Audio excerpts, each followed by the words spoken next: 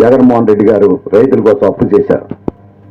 3,500 కోట్లు పరాయి ఖాతాలో జమ చేసుకున్నారు.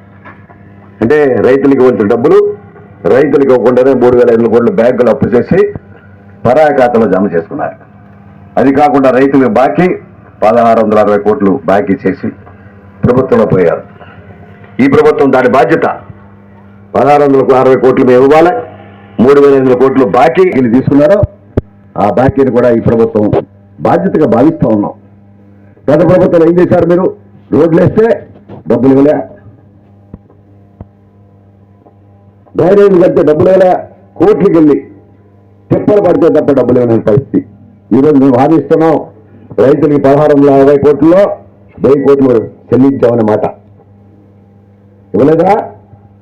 రైతులు లేరంటే డబ్బులు తీసుకున్నారు. ఎవరు మాట్లాడరే? కోట్లో ఈ జిల్లాకి ఇంకా 440 కోట్లు రావాలి. త్వరలో పోతే 10వ తారీఖు 15వ తారీఖు లోపల పూర్తిగా అందజేస్తామనే మాట రైతులు తరఫున హామీ ఇస్తున్నాం ప్రభుత్వం తరఫున.